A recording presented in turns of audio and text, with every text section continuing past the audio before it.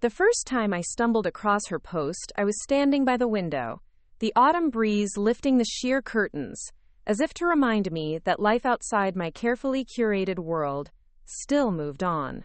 I remember the way the afternoon light caught the gold in my hair, and for a split second I felt almost beautiful. Then my phone chimed, a notification from that app I'd promised myself I'd stop checking so obsessively. A new comment under my husband's photo. And not just any comment, but one from her, Chloe Whitman. She had the audacity to write, "Cute family photo, Jane. Too bad you're only worth a fraction of what he's spending on me." The words stung, each syllable drilling into my chest. He had taken that picture the week before, how he and our son had laughed while I adjusted his tie for a church fundraiser. I'd felt so proud, so complete, watching them share that easy bond I'd built painstakingly over years. And there she was, a stranger, daring to mock me in public. "My name is Jane Sinclair. No, make that Dr. Jane Sinclair, Ph.D. I've spent the last decade building a career in neuropsychology, helping people like my patients reclaim their lives from trauma. I'd thought that intelligence and compassion would shield me from petty cruelty. I was wrong." I tapped her profile, half curious, half terrified. Her feed was a glossy montage of exotic brunches, expensive fashion finds, and that smirk. A smirk that said, "I know more about you than you ever will." She looked nothing like me. Platinum hair, meticulously sculpted eyebrows, lips so plump they seemed to have their own zip code. And there it was, below a photo of Chanel handbags lined up on a velvet cushion, a tag indicating that her rent was being covered in full by someone with deep pockets. Deep pockets? My husband Michael had mentioned her name once, laughing it off. "Oh, Chloe? She's just a college friend who needed a place to stay." I'd believed him, because I wanted to. I had to trust him. Evening fell and I sat at my desk, staring blankly at my manuscript draft, the cursor blinking impatiently. My son Oliver tugged at my sleeve. "Mommy, story time?" I forced a smile. "In just a minute, sweet pea." He scampered away, and I knew I was betraying him too, allowing this venomous woman to cast a shadow over our home. That night, Michael arrived home with my usual kiss, the scent of his cologne, cedarwood and something darker, still wafting around him. He dropped his briefcase and muttered about traffic. I watched him, heart hammering, too afraid to speak. "Jane?" he asked. "You okay?" I nodded. "Just tired," but he saw the tremor in my hand as I reached for my glass of water. I spent the next morning scrolling through the comment thread, seeing how her followers piled on. Gifs of laughter, heart emojis, and the kind of mockery that fanned the flames. My breath grew shallow. How could she be so cruel, so careless? And what did my trust fund, purchased with my family's fortune, have to do with any of this? I prided myself on my independence. I had forsaken that inheritance, turned it into philanthropic grants. But Michael had handled the logistics, trusting me to focus on my work. He'd told me the balance was secure. I decided to face her head on. I composed a calm reply. "Perhaps you should focus on building something of your own, rather than tearing others down." And then I deleted it. Rage blurred my vision, and I knew that any interaction would only give her more ammunition. At breakfast, Oliver wanted pancakes, chocolate chips only on his side. I watched him, thinking how I'd do anything to protect that innocence. Michael stared at me from across the table, his expression unreadable. Later, I visited the clinic, where each smile from a patient reminded me of life beyond social media warfare.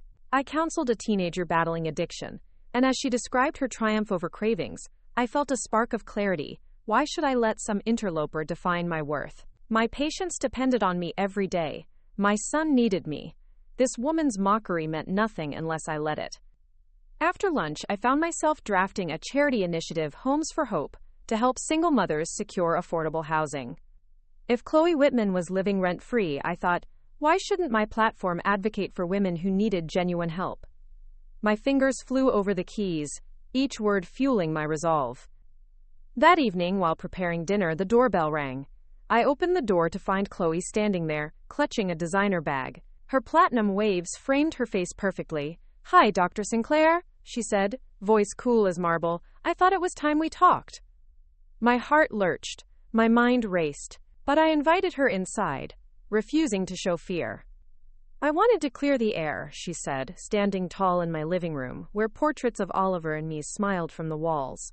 Michael told me we'd get along, but you really don't understand us, do you?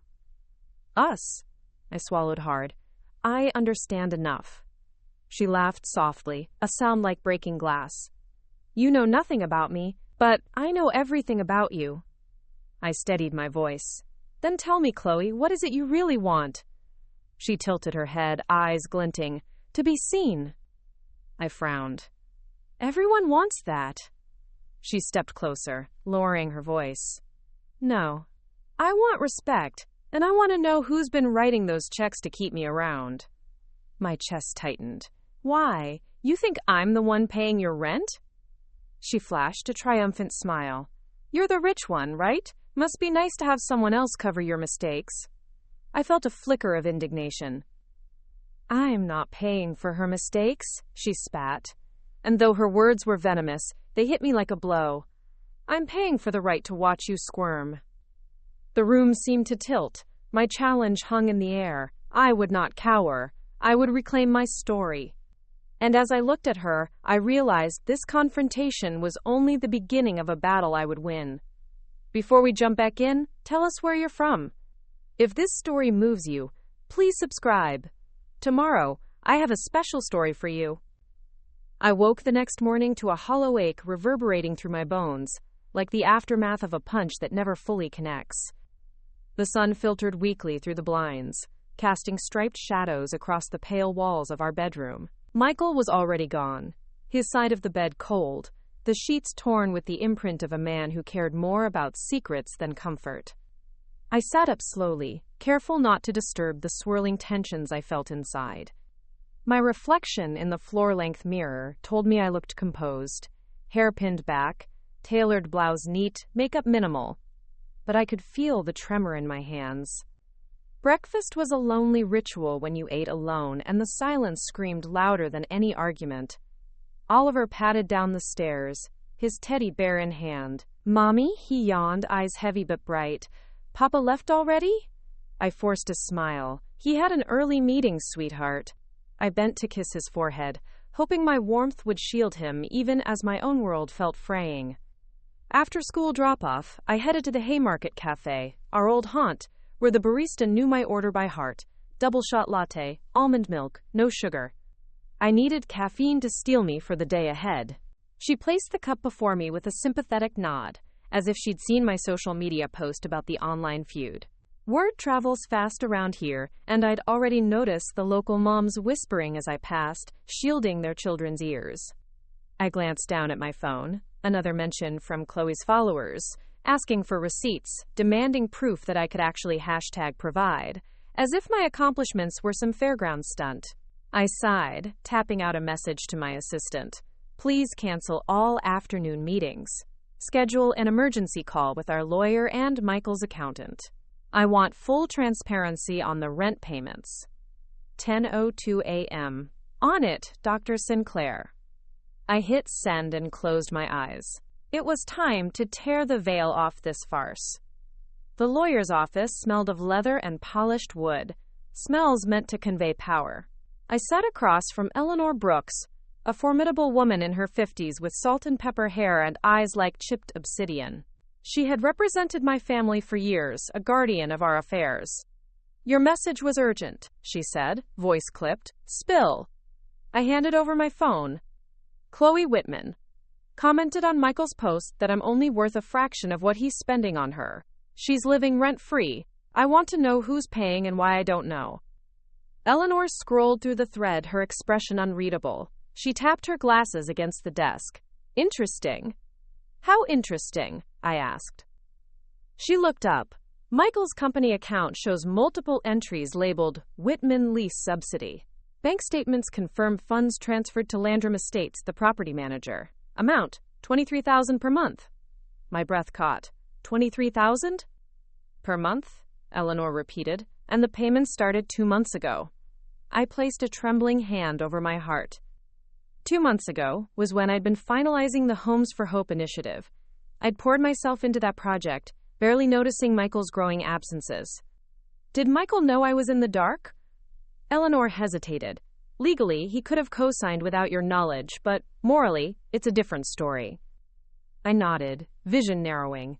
Get me everything. Leases, payment agreements, all correspondences between him and this Whitman woman.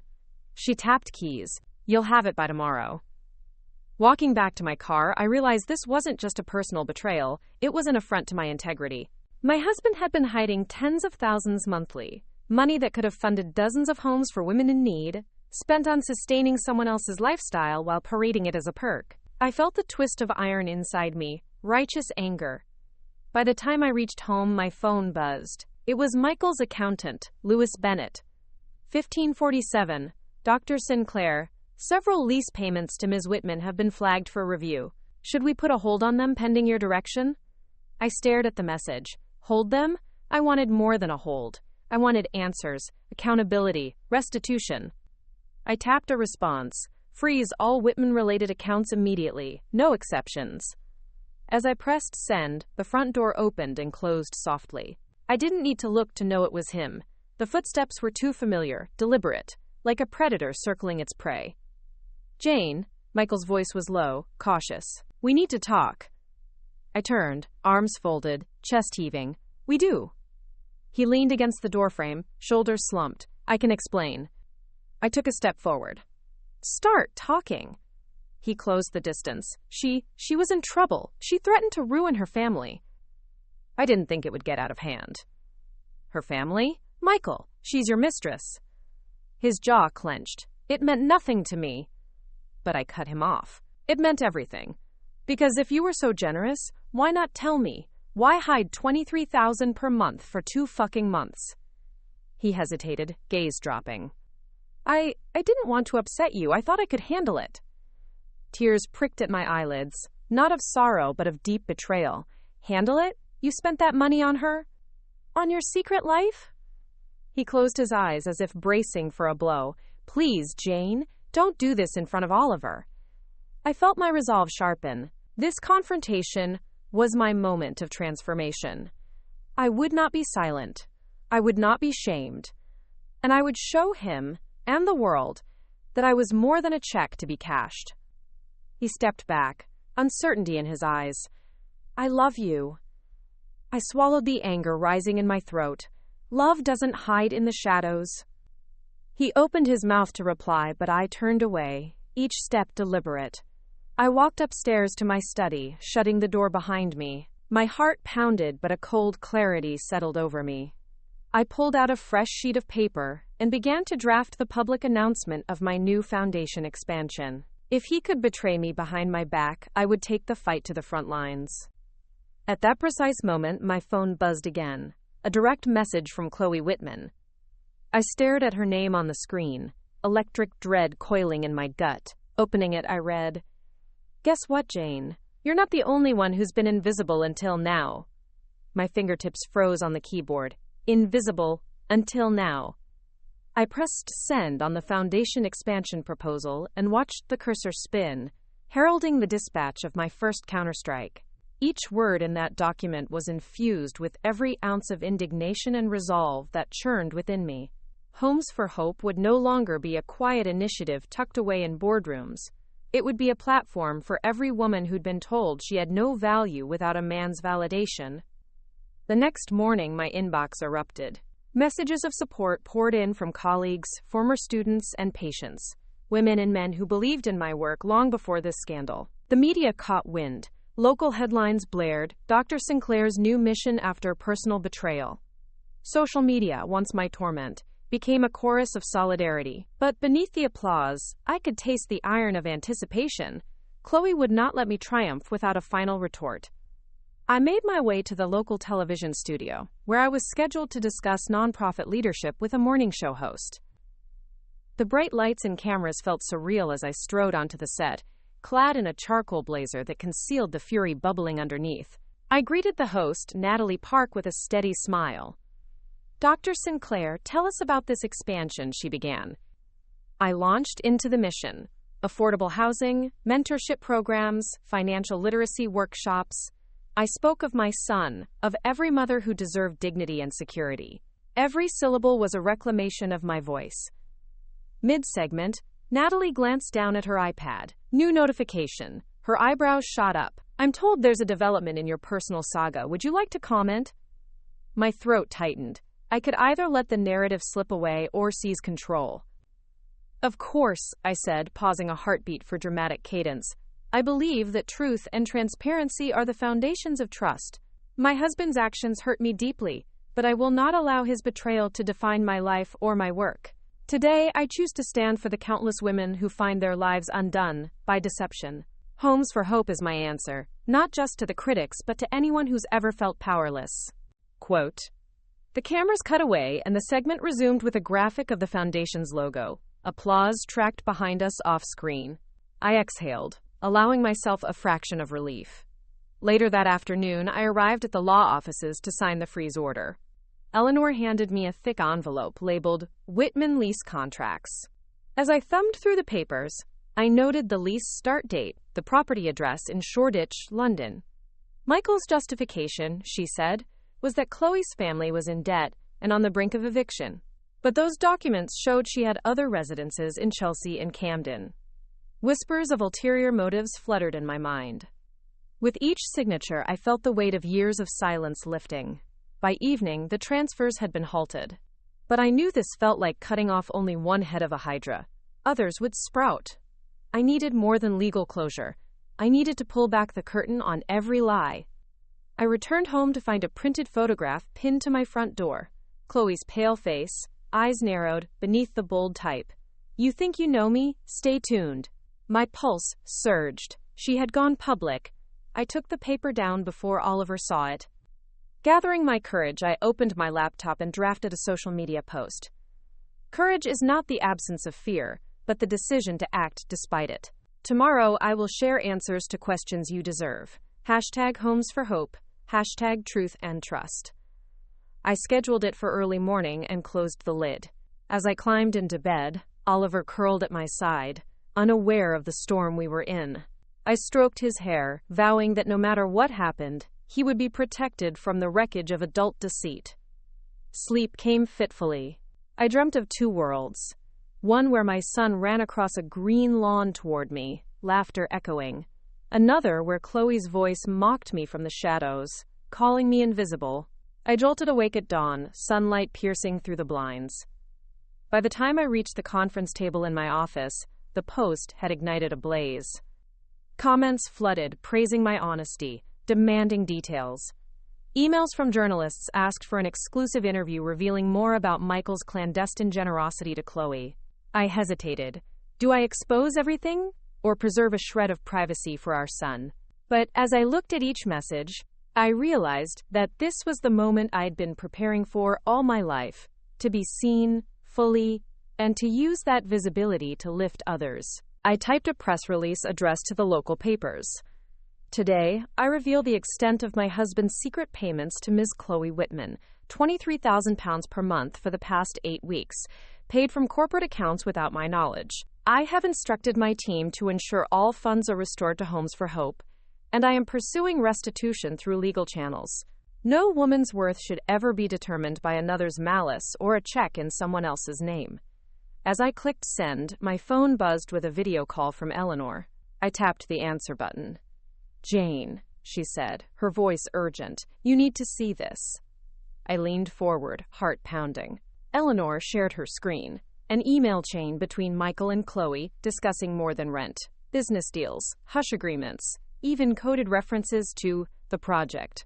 My breath caught. What project? Eleanor swiveled her camera so I could read the subject line. Operation Phoenix. A chill crept up my spine. Operation Phoenix? I whispered. Before Eleanor could answer, an alert popped on my screen. New followers, dozens of accounts bearing the name Jane Sinclair Truth, and Phoenix Rising 2025. The hashtag was trending. I looked back at Eleanor's incredulous face. Jane, I think this is bigger than rent. My heart raced. Operation Phoenix. Operation Phoenix. The war had evolved, and I was standing on the brink of an even greater revelation. My pulse thrummed like a war drum as I stared at the phrase Operation Phoenix. The words seemed to shimmer on the screen, charged with clandestine promise. What had Michael and Chloe been orchestrating behind my back, and why was I only now unearthing the pieces?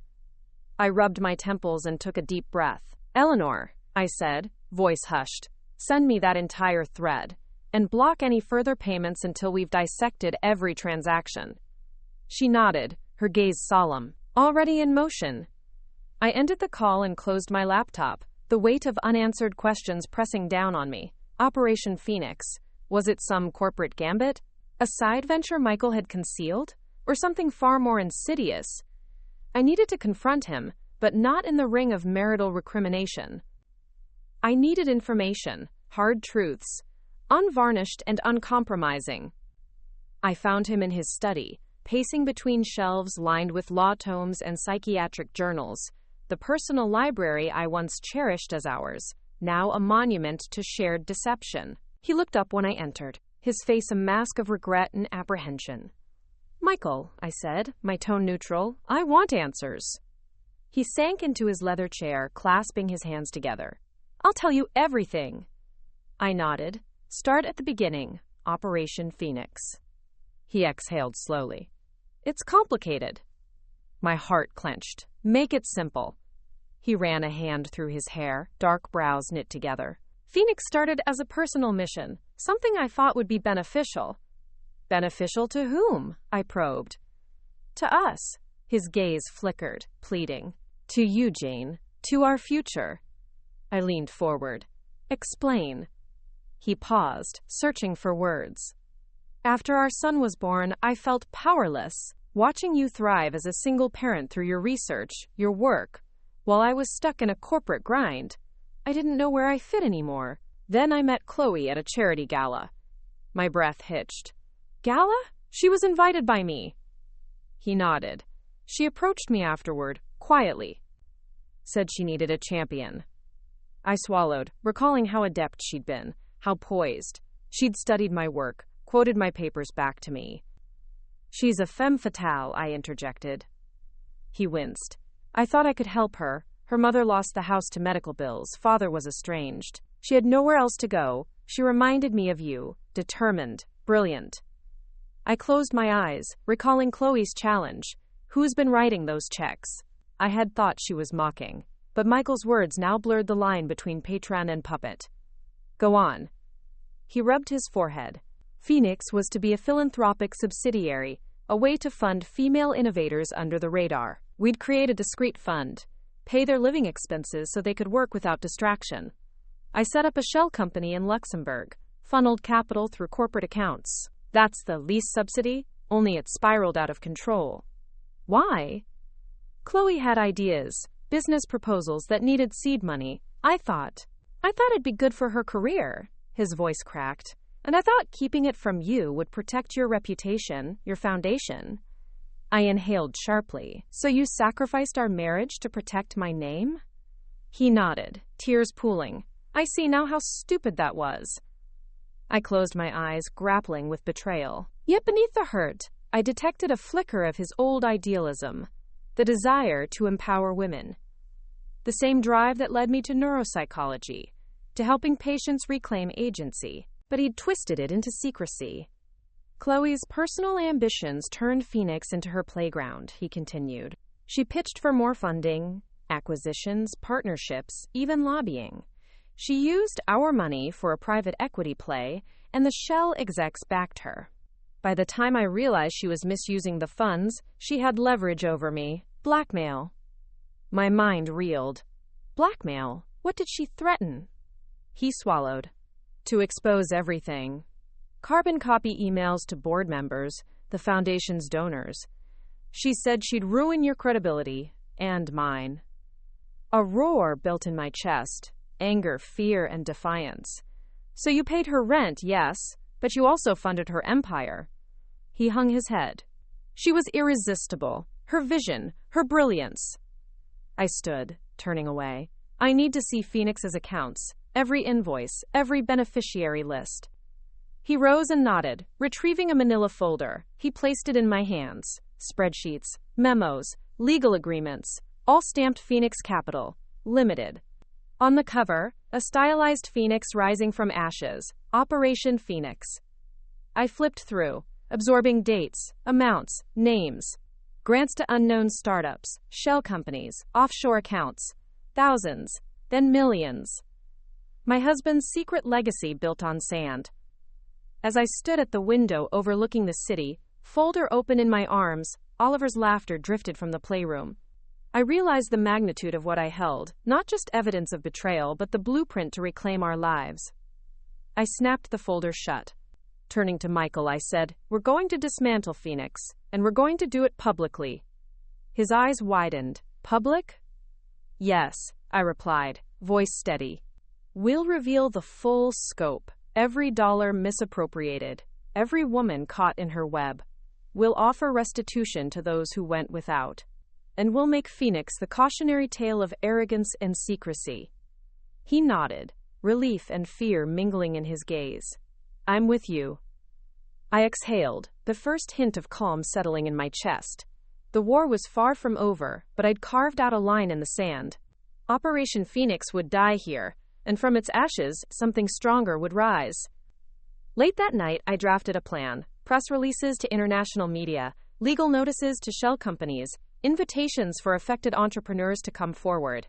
And one final move: a public statement, side by side with Michael, owning every failure and outlining the path forward. My fingers hovered over the keyboard, heart pounding. I typed 4 words and paused. Phoenix Capital is dead. But before I could finish, a knock sounded at the door. Sharp, urgent, my blood froze. Through the closed door, a voice I didn't recognize called out, "Jane Sinclair? It's Detective Harper, Scotland Yard. We need to speak." I stared at the door, every instinct humming. The next move would set the course for all our futures. What would I reveal? What would I protect?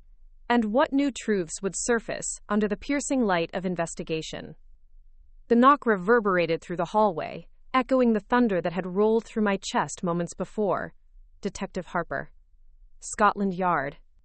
The words repeated themselves in my mind with surreal weight. What could the police want with me, or with Michael, or with Phoenix Capital? I straightened my spine and took a deep breath. When I opened the door, he stood there in a crisp suit, badge gleaming on his belt. His expression was solemn, respectful. He held a sheaf of papers and a battered leather notebook. "Dr. Sinclair?" he began, voice calm. I nodded. "Yes." He stepped inside, eyes flicking to the Phoenix files spread on my desk. "I'll get to the point. We've been investigating Phoenix Capital's financial trail for months. You and your husband figure prominently in our inquiries." I felt a jolt of adrenaline. "Is this about Operation Phoenix?" I asked. He inclined his head. "Partially. There have also been reports of financial misconduct tied to shell entities, money laundering, and possibly fraud. We're here to take your statement." Michael emerged from the study, rubbing his temples. He looked between me and the detective, uncertainty written in every line of his face. "Detective," he said, offering his hand, "I'm Michael Sinclair." The detective shook it briskly. "Mr. Sinclair, we'd like to speak with both of you separately. Starting with you, Dr. Sinclair. This isn't an accusation, but we need to understand the context of the funds." I felt Oliver watching from the top of the stairs, his small gaze reminding me that my choices rippled far beyond my own affairs. "Of course," I said. I motioned to the living room. "Shall we?" He followed, and we sat on the cream sofa, where Michael and I once shared carefree evenings. Now legal documents and police reports lay between us. Detective Harper produced a leather notebook and pen. "Dr. Sinclair, can you walk me through your understanding of Phoenix Capital, how it was established, and your role in it?" I cleared my throat. Phoenix was established as a philanthropic initiative, a subsidiary under confidential management. My husband orchestrated the founding, and I believed it was to support women innovators, providing housing and seed funding. He scribbled. "And you were unaware of the shell structures and the flow of capital through Luxembourg?" I shook my head. "Completely. The first I knew of any lease subsidies was when those payments showed up on my family's corporate account. I requested an immediate freeze. Yes, he said, jotting more notes, and the allegations from Ms. Whitman, she claims she was coerced. I stiffened. Chloe Whitman was never coerced by me, or by Phoenix. But I believe she manipulated my husband, leveraging the funds for personal gain. We're still uncovering the full extent. He nodded, flipping pages. We have witness testimony suggesting Ms. Whitman may have lured multiple investors under false pretenses, promising equity in ventures that never materialized. Do you know of any others? Heat crept up my neck. I've only just begun digging through the accounts. Michigan technology startup Avalon Biotech Lux Chain. These names popped up, but I don't know the full list. He made a note. Your legal team has permitted us access? I hesitated. Eleanor Brooks is handling all legal aspects. She's aware of your involvement. He nodded. We may need to speak with her. The interview lasted nearly 2 hours, each question chiseling away at the secrets I'd clung to. Detective Harper's presence was a stark reminder that this wasn't just a public relations war, it was a criminal investigation. In the middle of our discussion, my phone buzzed. I saw the notification, another live stream from Chloe, captioned Unmasking Dr. Sinclair's Fake Philanthropy. She was streaming to thousands, rallying her followers. Every time I looked away, her voice echoed back. Ask Dr. Sinclair why she hid Phoenix from her own family. My chest tightened, but I forced myself to focus on Detective Harper. I'd like to make a public statement before her live stream escalates, I said quietly. He paused. We can coordinate, but remember, anything you say could be used in court. I swallowed hard and nodded.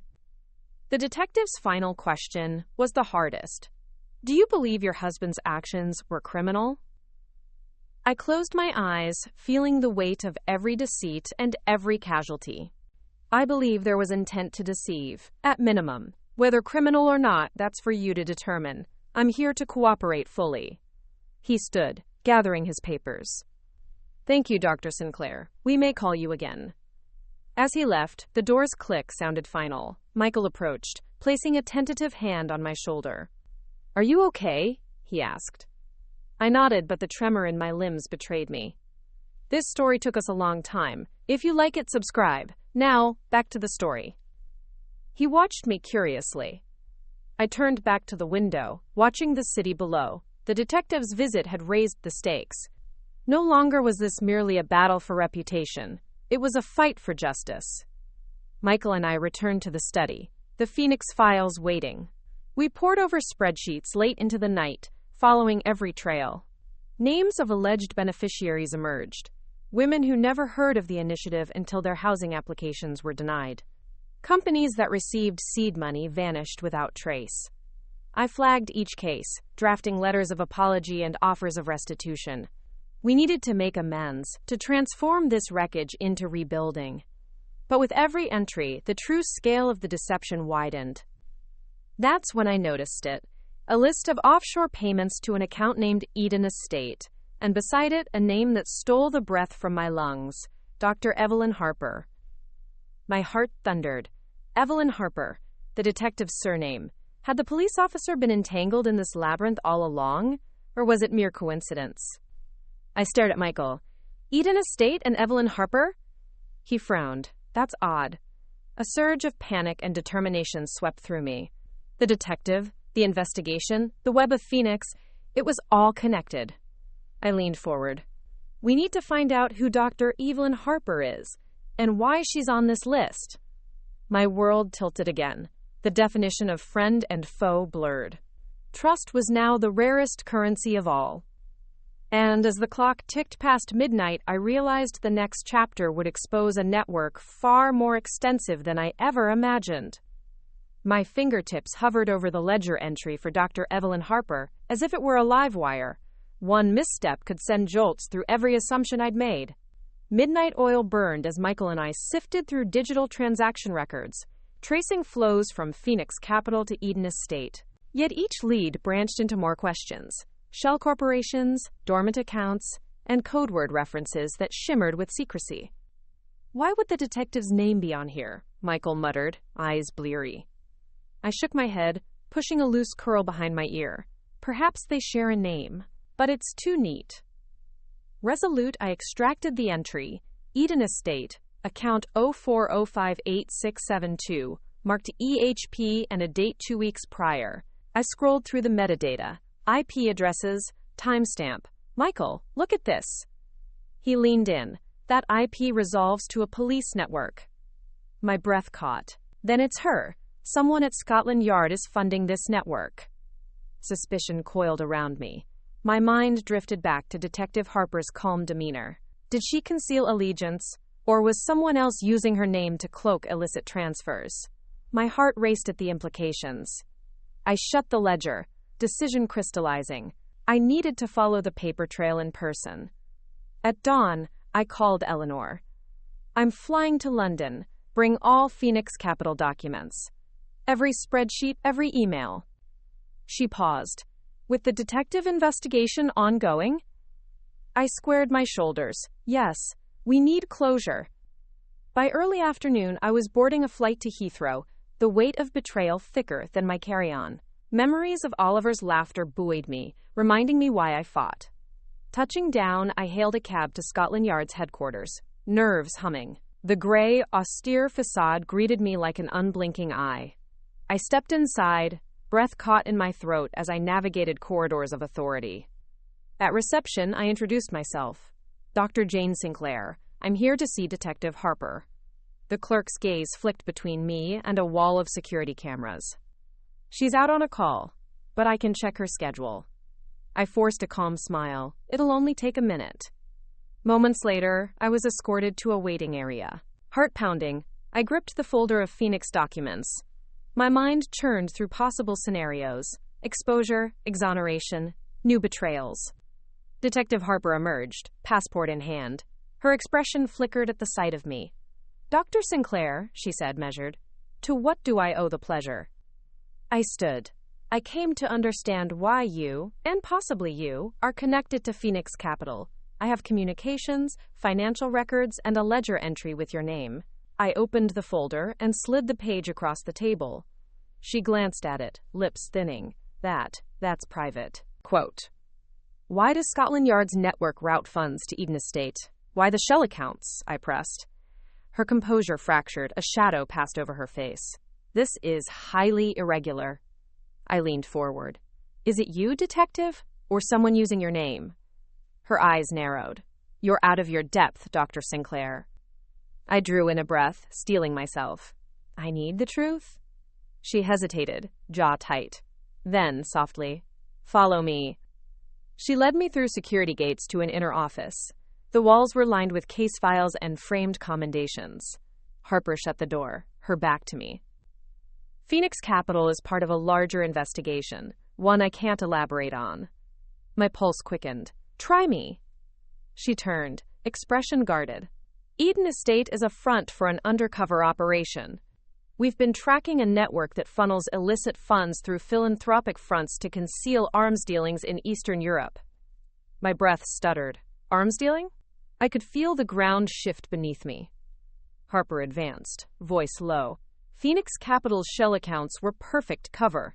While you thought you were funding female entrepreneurs, someone else was using the network to arm extremist cells. Shock ripped through me. That's impossible. She shook her head. By the time we traced transfers, the funds had been commingled. We obtained your cooperation precisely to distance you from criminal intent. My head spun. Chloe, was she involved? Harper's eyes darkened. Whitman was an operator, an agent tasked with recruiting unwitting patrons. She played the perfect confidant to your husband. Trembling, I sank into a chair. But why? Why choose me? Choose us? Harper sighed. You have influence, credibility. You project trust. That's gold when laundering illicit arms revenue. She folded her arms. That's why we had to move swiftly and quietly. My thoughts whirled. My patience, my son's future, the innocence lost. And Evelyn Harper? She swallowed. That's my sister. My breath caught. Your sister was on the ledger? Harper nodded. She's a forensic accountant, recruited by others. She believed it was shadow banking for vulnerable communities. She had no idea of the arms component. Rage, despair, and a fierce maternal protectiveness coalesced. Where is she now? Harper's gaze softened. Detained. We need your testimony to clear her name and to unravel the full network. I stood, determination blazing. Then let's go. Quote. Later, as I sat in another interrogation room, pen in hand, ready to recount every detail, the gravity of choices pressed down. Betrayal had blossomed into a threat far beyond my marriage. But I would not be a victim. I would be the force that dismantled this shadow network. I exhaled and raised my pen. I, Jane Sinclair, provide the following statement. The witness room smelled of disinfectant and cold metal.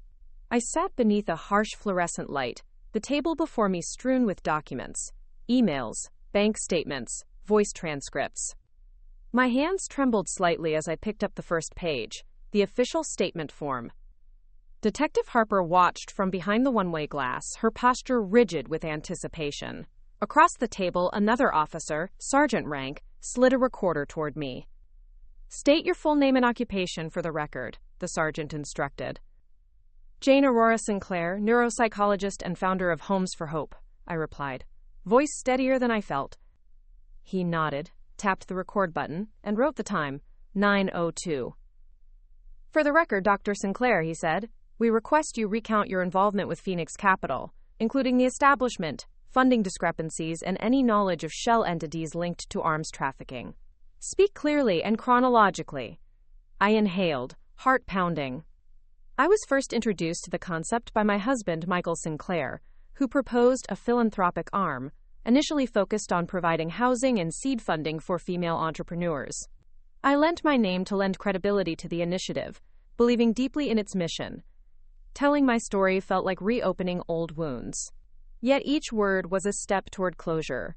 I described the clandestine accounts, Chloe's manipulation, the blackmail, Operation Phoenix's expansion, the detective's involvement. When I reached the ledger entry that named Evelyn Harper, I paused, steadying my voice. She is Detective Harper's sister, I said. She was a forensic accountant recruited under false pretenses. The recorder clicked as if absorbing my confession.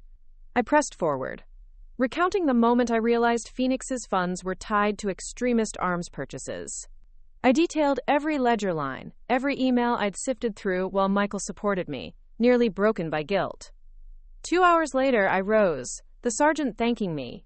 As I walked out, Harper met me at the door. Her expression was a blend of relief and sorrow. Thank you, she said quietly. This will help exonerate my sister and bring down the real criminals. I nodded, exhaustion and resolve warring in my chest. Returning to my temporary accommodations near Scotland Yard, I collapsed onto the bed. Michael joined me, concern etched across his face. You did well, he whispered, wrapping his arms around me. We'll fix this. I closed my eyes, allowing myself a brief moment of vulnerability. Then I remembered Oliver, waiting thousands of miles away. He needs stability, I murmured. We need to show him the world isn't defined by lies. He kissed my temple. We will. The next morning, I stood before a bank of television cameras outside Scotland Yard. Flanked by Harper and Eleanor, I prepared to deliver a public statement. Today, with the support of Scotland Yard, I am disbanding Phoenix Capital. All misappropriated funds will be returned to their rightful beneficiaries. Homes for Hope will absorb remaining assets, ensuring our mission continues. To those harmed by deception, I am sorry, and I promise restitution. Microphones captured my every word. Reporters pressed questions. I answered each with the same conviction: transparency, accountability, and unwavering focus on rebuilding. Afterward, as I walked away, Natalie Park of the morning show approached me. Dr. Sinclair, why take this fight public? She asked. I looked her in the eye. Because truth, once revealed, has power. It frees us to create something better. That afternoon, I flew back home, each mile closing the distance between turbulence and the embrace of my son. Oliver threw his arms around me at the airport, laughter pealing like bells. Mommy, he cried, you're back. I hugged him tightly. I missed you, my brave boy. As we drove home, The city lights flickered in my rearview mirror, remnants of a life I was leaving behind. My phone buzzed with messages. Invites to speak at global forums, letters from entrepreneurs impacted by Phoenix's collapse, and notes from families who'd found homes through Homes for Hope. That evening, in the quiet of our living room, Michael and I sat side by side. I sipped tea, he held his in both hands. "Jane," he said softly, "what now?" I smiled, warmth blossoming in my chest. "Now, we rebuild." He nodded, relief evident. Yet I sensed the journey wasn't over. There were still faces in the shadows, those who'd funded Phoenix's darker operations, waiting to slip away. But for the first time in months, I felt like I was steering my destiny, not reacting to others' schemes. I placed a hand on Michael's. "Together," I said. And in that moment, I saw not just the end of one saga, but the prologue to our next chapter, one of restoration, growth, and unwavering hope. Dawn broke gently over our hometown, casting long fingers of light through the drapes as Oliver and I prepared for his first day back at school after the ordeal. In the quiet kitchen, Michael brewed coffee while I packed Oliver's lunch, an extra peanut butter sandwich, carrot sticks, and a note. "Be brave, be kind, I love you." I tucked it into his lunchbox with a kiss, marveling at the ordinary joy of this morning. As he bounded off with his backpack snug on his shoulders, I watched him fade down the walk. The sight of my son, vibrant with hope, stirred something in me, an affirmation that our battle had been worth it. I turned back into the house, inhaling deeply. Today I had appointments, legal meetings, foundation board recess, and a charity luncheon. But first, I sat at my desk, opening correspondence from entrepreneurs once caught in Phoenix's web. Their words poured forth. Stories of dreams deferred by financial collapse, homes lost, trust shattered. I resolved then to do more than promise restitution. I would rebuild lives. I drafted an outreach plan, personalized grants for each affected entrepreneur, emergency housing funds, and mentorship programs. Homes for Hope's mission would expand beyond mothers to include any individual victimized by Phoenix's reach. Minutes later, Michael joined me. "I was thinking," he said softly, "maybe you could host a live stream. Everyone who helped in this saga, Detective Harper, Eleanor, even some of the beneficiaries. Make it a real community event." I nodded. "I like that. Transparency in action." As we laid out the live stream schedule, my phone buzzed with a text from Harper meeting Scotland Yard briefing tomorrow. Urgent. I frowned, curiosity and dread coiling. Even after our public statement, the shadow network might still be unfolding. At the luncheon later that day, charity supporters buzzed with excitement over the renewed vision. I shared the Phoenix to Phoenix mentorship initiative, pairing established women leaders with survivors of Phoenix's collapse. The applause was warm and genuine, the kind that blossoms when pain is transformed into purpose. In the car home, Michael scrolled through his emails. "Multiple investors are contacting us. They want to collaborate." I smiled. Collaboration was the antidote to isolation. Let's bring them to the table. That evening, I sat in the study, a live stream banner ready on my laptop, Phoenix to Phoenix, rising together live.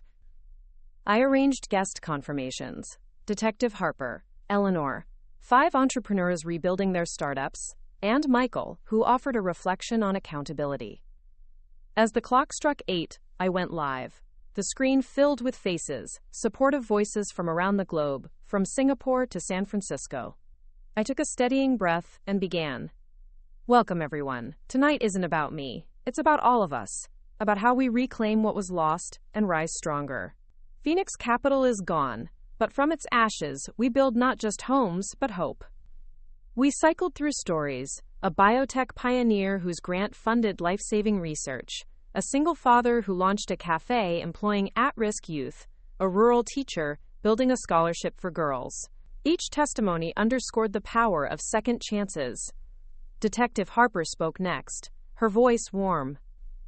Dr. Sinclair's cooperation was instrumental in dismantling an arms trafficking syndicate. But more importantly, it showed that integrity can prevail. Eleanor shared legal insights, urging others to vet nonprofit operations.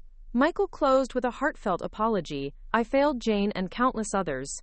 I vow to support the transparency and accountability this world needs." When the stream ended, Messages of solidarity flooded in, pledges of funding, offers of partnership, and most poignantly, stories of personal transformation. Dr. Sinclair inspired me to start my own foundation, wrote one viewer. Hours later, as I exchanged final goodnights with Michael, my phone buzzed with one more email. Subject: Phoenix residue. Action required. I opened it, and my stomach knotted. It contained a single line. Meet me where it all began. C. C. Not Chloe, something else. The invitation was cryptic, the signature a dagger in the stillness. I stared at the message, heart pounding. Phoenix Capital was dead, yet its embers still glowed, waiting to ignite the next conflict. But this time, I was no longer alone.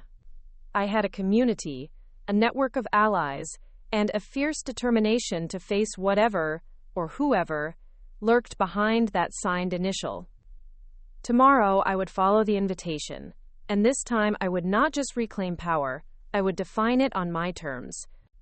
As I closed my laptop and the night settled around me, I whispered into the darkness, "Let's rise." Sunlight glowed weakly through the London mist as I reviewed the cryptic email from C on my phone. Meet me where it all began. Where did it begin? The question pulsed through me like an echo. I opened my inbox to trace the origin of the message. The metadata read, sent from an anonymous relay, masked through Tor. No IP, just the single haunting line. My mind drifted to my first encounter with Phoenix. Michael's excited whisper in our safe room. "Jane, come see this ledger." The ledger he showed me, the spark that launched our battle, lay locked in my study back home. But where it all began wasn't our home. It was the gala where I first met Chloe, and where our lives fractured. The charity gala at the Riverside Museum, overlooking the Thames. That was 14 months ago. I slipped on a trench coat and arranged to meet Michael for a joint appearance at Scotland Yard. We rode the tube to Embankment, the city's pulse a steady hum beneath the tracks.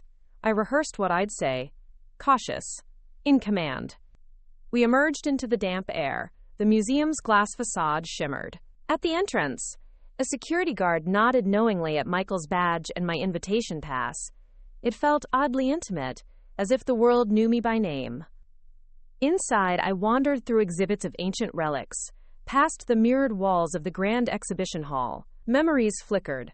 Flutes of champagne, the hush before the crowd's applause as I stepped to the microphone. Chloe had been beside me then, her smile radiant as she whispered in my ear, "You and your husband are a power couple.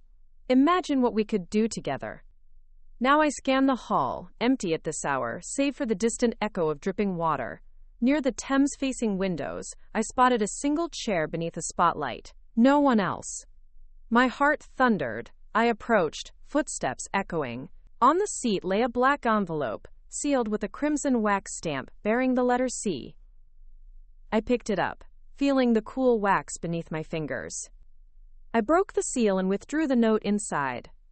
"Jane, you've done well. Torn down Phoenix, exposed the lies. But the real architects remain hidden. Come alone." 11 p.m. Under the glass dome. Neggish CCs. I glanced at my watch. 10:15 p.m. In 45 minutes I'd stand beneath the glass dome, where the night sky melded with the museum's vaulted arches. Alone. I pocketed the letter and slipped away, my pulse pounding. Michael noticed my absence from the meeting with the detective and texted, "Where are you?" I replied, "Running an errand." "Don't wait up." Back in the cool night air, I retraced steps to a side entrance, security cameras angled down, and I weaved into a maintenance corridor, bypassing locked doors with a tampered keycard I'd printed earlier. Corporate files allowed me such privileges. Emerging into the central rotunda, I stared up at the glass dome, dozens of panes converging like facets on a diamond. The city lights glittered through them, kaleidoscopic. At 11 p.m. sharp, a figure emerged from the shadows. Tall, slender, clad in a dark coat. As he stepped forward, moonlight illuminated his face. "Carter," I breathed his name. "Carter Williams, my husband's longtime college friend and CFO of Phoenix Capital." He gave a small nod. "Carter," I said, voice steady. "You're the one behind this?" He smiled thinly. "I am the one who saw the potential, Jane. You both were too blinded by emotion to see what we were building. I frowned. Building what? Arms deals? He shook his head. You misinterpret. I'm about rebuilding.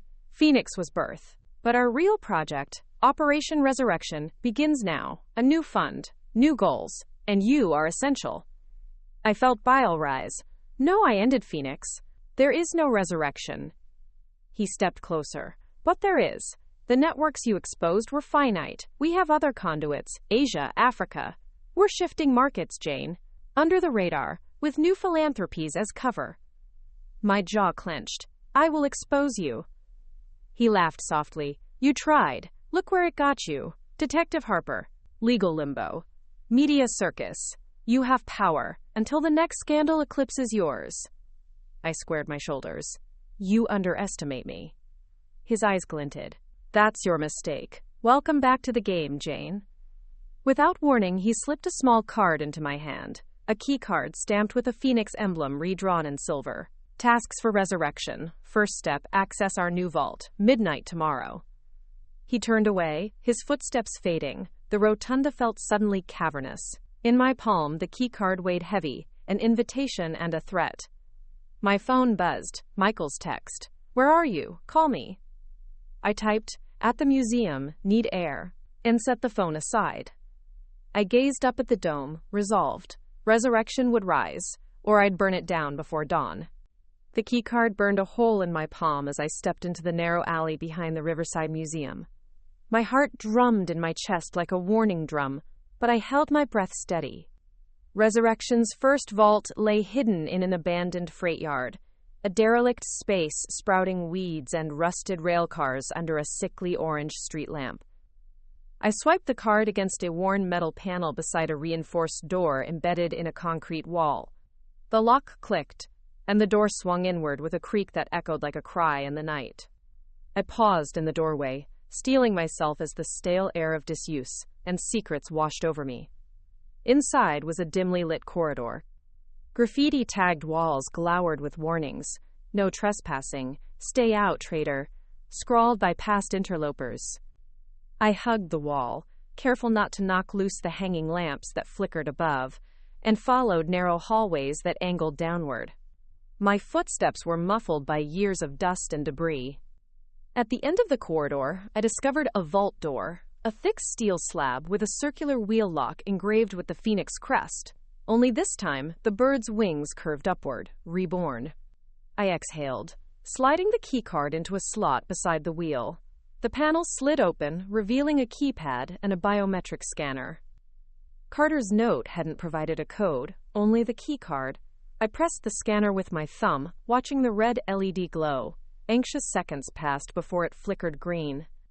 Then I entered the vault with reverent trepidation. The interior gleamed with industrial chill. Rows of steel shelves cradled file boxes, sealed chests, and a glowing terminal fixed at the far end. I approached the terminal, its screen pulsating with the resurrection banner. Welcome back, architect. I hesitated. This was an invitation to co-conspire. Instead, I tapped access files. A login prompt required credentials, Michael's username, and a password hint, Mother's Day. I stared at the clue, recalling last year's gift, a locket etched with Oliver's birth date. I typed Oliver 2018 with a capital O, and it accepted. The screen unveiled folders, resurrection funding, global partners, operational plans, client lists, and ominously, Phase 2 uprising. My pulse quickened. I clicked resurrection funding. A scrollable ledger spilled across the screen, multi-million-dollar transfers to shell entities in Dubai, Singapore, and Zurich. The funds matched the scales Carter implied, far beyond Phoenix's pockets. Next, I opened client lists. Names scrolled, arms manufacturers, procurement officers, unknown contacts. A location tag stood out. Bucharest, Romania. Date scheduled next week. My breath caught. What are you planning? I whispered. I copied all files to a secure drive. But before I could exit, the terminal chimed. Session timeout in 60 seconds. Panicking, I scooped the flash drive into my pocket and turned to the shelves. Among sealed chests, one bore Evelyn Harper's handwriting. Case files, cleanup. I pried it open, rifling through internal memos and destruction orders. Evidence of the network's intent to cover traces, to eliminate loose ends. A door slammed behind me. My breath hitched as Carter's silhouette appeared in the doorway, backlit by the faint glow of corridor lights. "Impressive," he said softly, voice laced with admiration and danger. "But why are you here, Jane? To steal, to expose, or to return?" I wiped sweat from my brow, voice firm. "To end this." He stepped closer. "Then you'll need more than a flash drive. You'll need allies, resources, or you'll vanish like the others." His words sank deep. The vault's door slammed shut behind him, locking us in. I raised my chin. "I'm not afraid of disappearing." He smiled, the edges of his grin sharp as broken glass. "We'll see." My phone buzzed. Michael's text. "Are you okay? Where are you?" I ignored it, focusing on the vault's hot steel walls. In my pocket, the drive pulsed with data that could topple resurrection. Outside, the world slept, blissfully unaware. I squared my shoulders, eyes blazing. "Let me go!" He laughed, a sound devoid of warmth. "In time, architect. But first, you'll build with us." As the countdown to timeout ticked down on the terminal, I understood. This vault was my crucible. How I escaped, and what I chose to do with what I found, would define not only my fate, but the fate of every life caught in Resurrection's grip. The vault's lights flickered, the timer blinking. 30 seconds, 20. Seconds ticked away on the terminal's countdown as I stared Carter down. 15. With a sudden lunge, I knocked the terminal offline. The screen went dark, freezing the timer. Carter's smirk faltered. "Clever," he muttered, taking a step back. I bolted for the vault door. The handle turned, and it swung open with a groan. My heart pounded as I sprinted down the corridor, footsteps echoing. Behind me, Carter snarled and gave chase, his coattails flapping against the concrete walls. I ducked into a side passage, the air stale, the path dimly lit. Carter's voice rang out, "You can't run from this, Jane." I risked a glance over my shoulder. He was a shadow gaining on me. I pressed on, adrenaline fueling speed. The vault entry hall loomed ahead. I burst through, nearly colliding with stacked crates. At the exit panel, I swiped the Phoenix keycard again. The door beeped green, then red. Impossible. Too quick. Panic set in as I fumbled the card. Carter's approach was a roar in the silence. I slammed into the metal panel, pushing it in desperation. Sparks flew from wires as I ripped it free, exposing a power conduit. "Jane!" Carter's voice was close now. I yanked a loose cable and flung it at the lock. The panel sparked and smoked. With a deafening click, the door slid open. I lunged through, slamming it behind me. The corridor beyond was faintly lit with emergency bulbs. I ran until I reached the stairs, descending 2 flights to ground level. Emerging into the yard, I spotted a service gate, the side gate unlocked with a key tethered to the card. Outside, the night air felt like salvation. I didn't stop until I reached the Thames path, the terminal's data drive burning a hole in my pocket. Panting, I fished it out and stared at its glow. Resurrection's plans lay within. I activated the burner phone Eleanor had given me and dialed. "Jane?" Eleanor's voice crackled. "I have everything," I whispered. "Meet me at the old mill, South Bank, in 30 minutes. And bring Detective Harper." Silence then. "I'll be there." I hung up and melted into the night. The old mill on the South Bank was a relic. Charred beams of a bygone industrial age, now converted into a community arts center. Its cavernous interior and creaking walkways offered refuge. I slipped in a side door marked, "Authorized personnel only." Inside, Eleanor waited, her eyes wide at the flash drive in my hand. Detective Harper emerged from the shadows behind her, gaze steely. I moved to a makeshift table and placed the drive between us. "This is Resurrection's vault data, funding, clients, operations schedules, arms routes, and something else. Phase 2 uprising." I held up my phone. Carter tried to catch me in the vault. Eleanor inhaled, placing a hand over her mouth. Harper's jaw clenched. "My sister's case files," she murmured. "They plan to destroy evidence. Quote. I nodded. We expose them all. Upload this to every secure channel. Interpol, UNODC, investigative journalists. We have 30 seconds to get this out before Carter realizes my absence. Detective Harper moved with precision, connecting to a secure server on her laptop. Eleanor tracked confirmation. Data uploaded, encrypted packets streaming globally. At the final confirmation, Harper exhaled. It's done.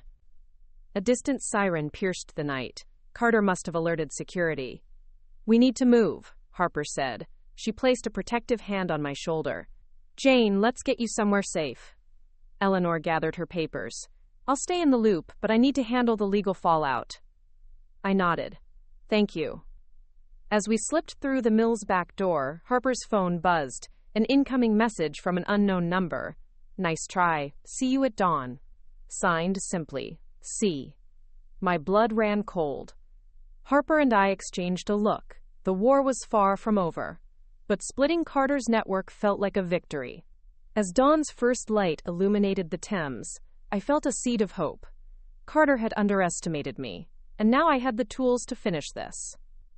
Detective Harper guided me to a waiting car. As we drove away, I whispered, Together.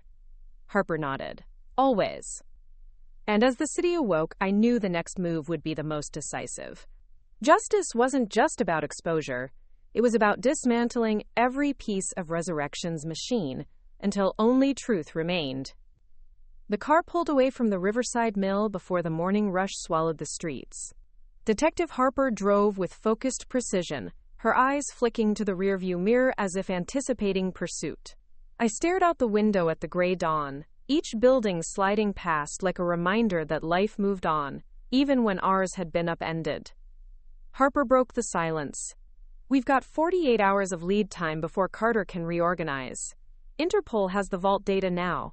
I'm coordinating with our arms trafficking task force. I nodded, absorbing every word. What about Eden Estate, the shell accounts? We need those frozen. She reached into the glove compartment and produced a bundle of ID badges, Scotland Yard, Interpol, and a UNSCIF United Nations Security Council investigations force. Access granted. With these, we can put immediate holds on bank accounts, track wire transfers, and seize any assets tied to Resurrection. My pulse quickened. The final pieces were in motion. What about Carter himself? Quote, her lips pressed into a thin line. We're drafting an arrest warrant. But he's likely already crossed borders. We'll need your testimony in The Hague. The Hague, a fortress of international justice. The idea stirred hope and dread. I closed my eyes, thinking of Oliver. Each move I made here rippled back to him.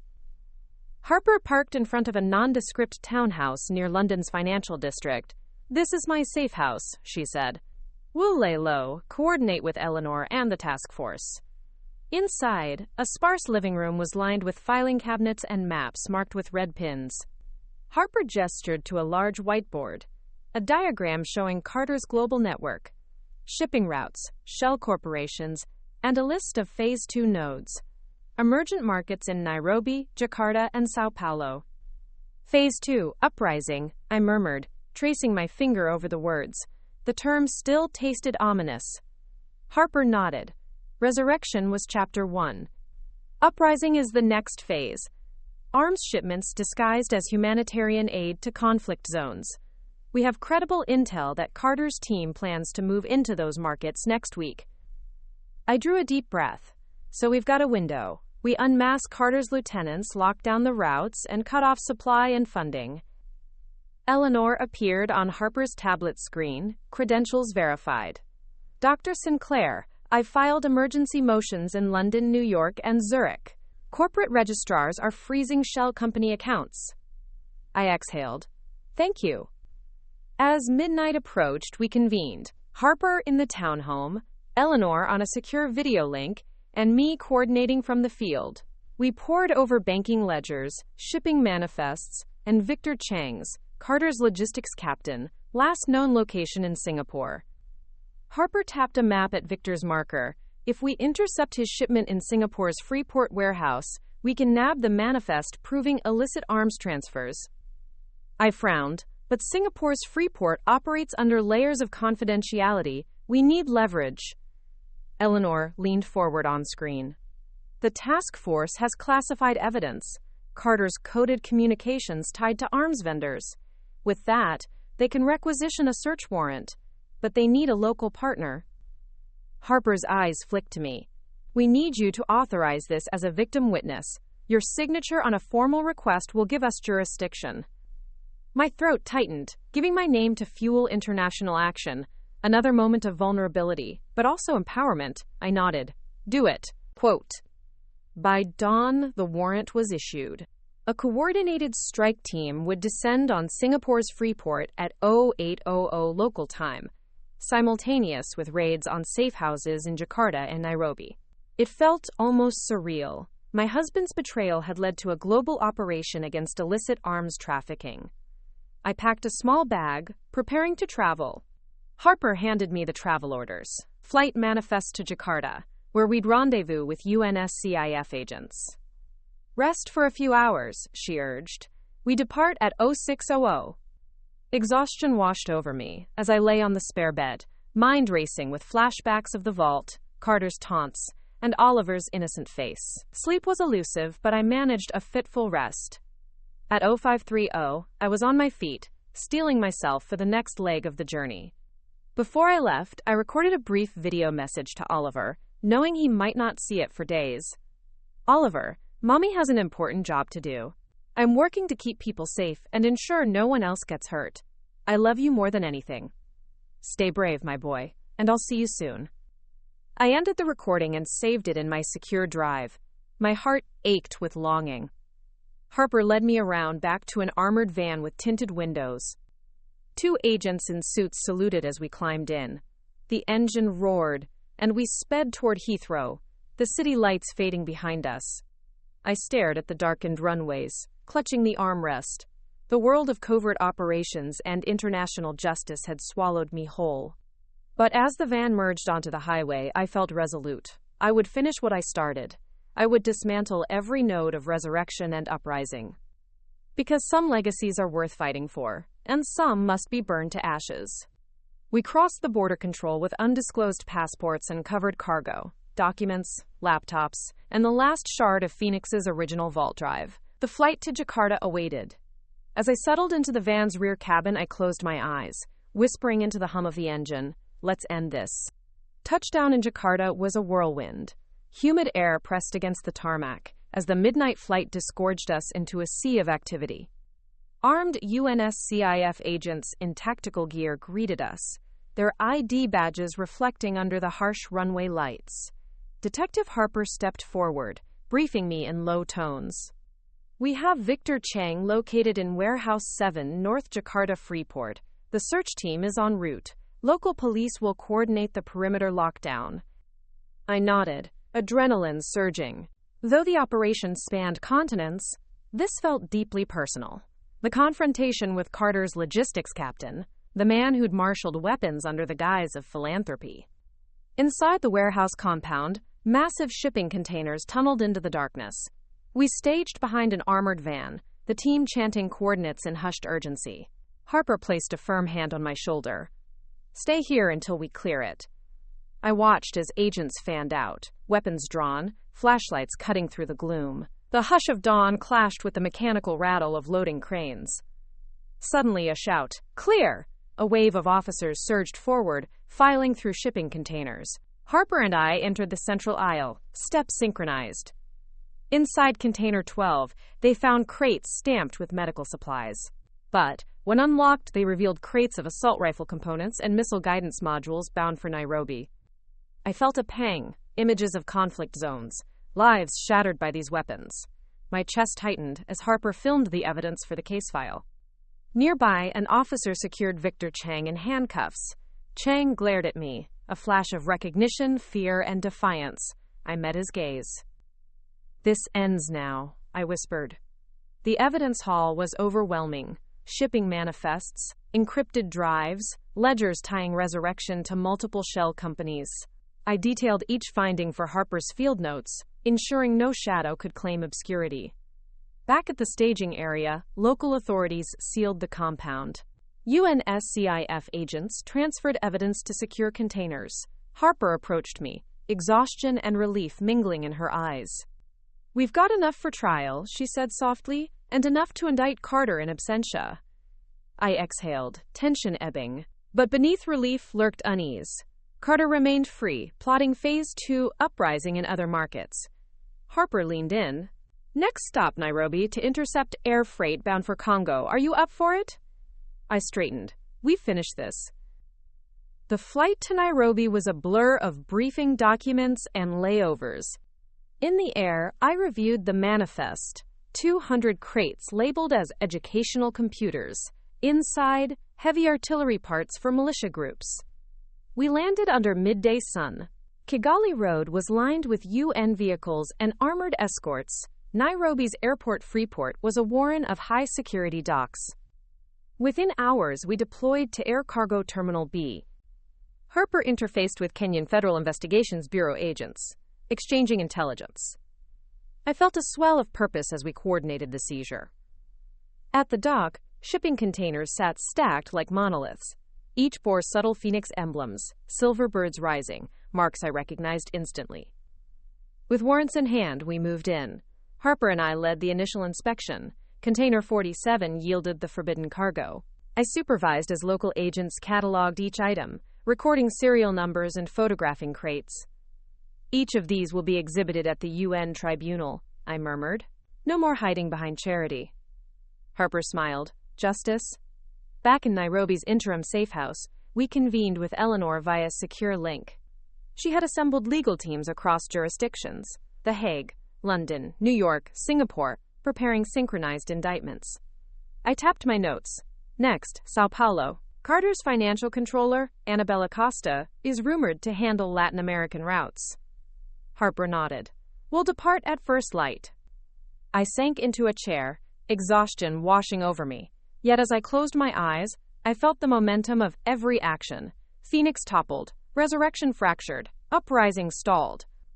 Tomorrow would bring new battles, but tonight, for the first time in months, I felt that I was steering the course.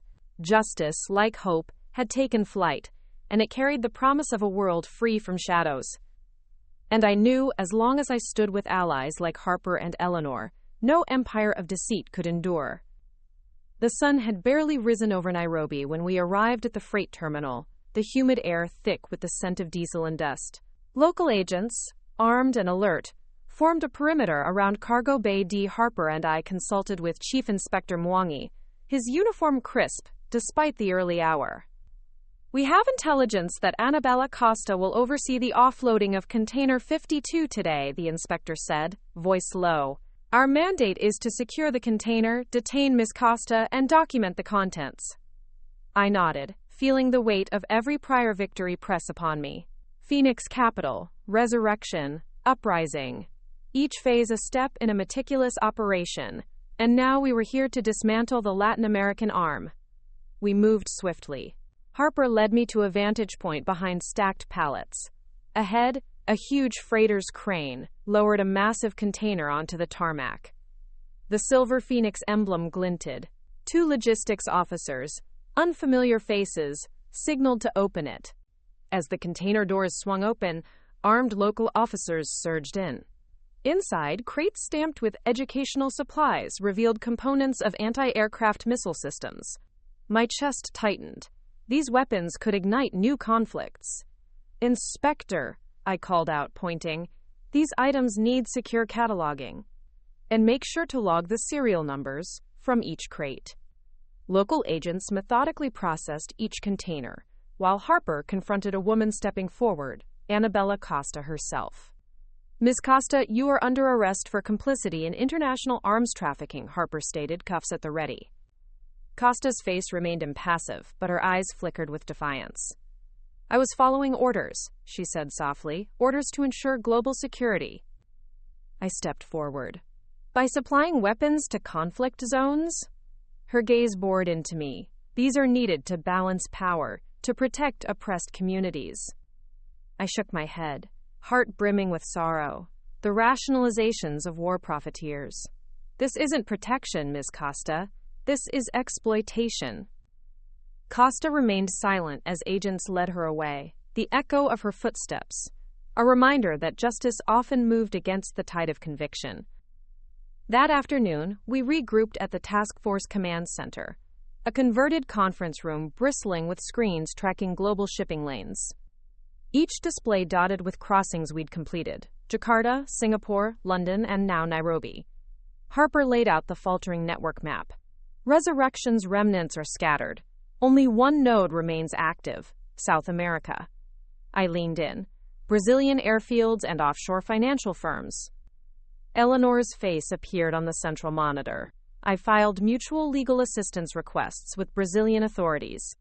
They'll execute asset seizures once our indictments arrive via Interpol. My chest tightened as the gravity of our final push materialized. South America was the last frontier for uprising. Without those funds and channels, Carter's network would truly collapse. That evening, Harper and I walked through Nairobi's recovering streets. Markets bustled with life. Vendors hawked fruit under vibrant tarps. Children chased soccer balls in alleyways. The normalcy of it struck me, life continuing yet forever altered by the weapons we seized. We found a quiet cafe where local agents had reserved a table. Over hot tea, we planned our move to Sao Paulo.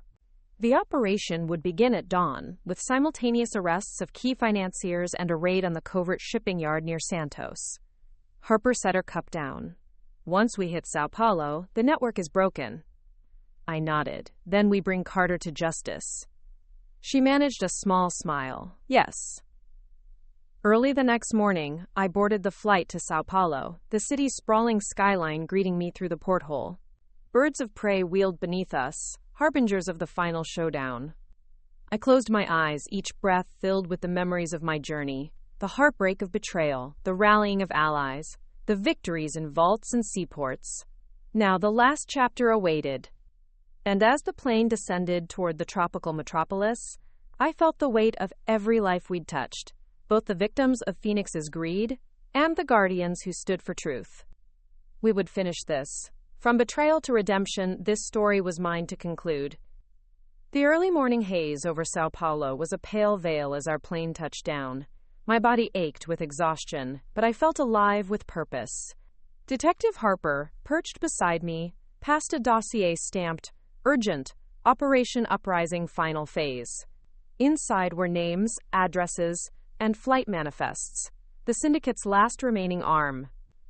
After clearing customs under covert status, we headed to a secure briefing room at the Brazilian Federal Police headquarters. Colonel Ribeiro, a tall man with a no-nonsense stare, greeted us. "Dr. Sinclair, detective," he said, voice firm. "We're ready for 0600 hours. Targets: offshore warehouse in Santos, and arrests at 3 financial firms in Sao Paulo's banking district." I nodded, scanning the map. The warehouse was a maze of shipping lanes, guarded by private security. The financial firms were fronts for laundering weapons revenue. "We'll synchronize," I replied, adrenaline humming. We marshaled the team: Brazilian tactical units, UNSCIF agents, and local prosecutors. The atmosphere crackled with anticipation.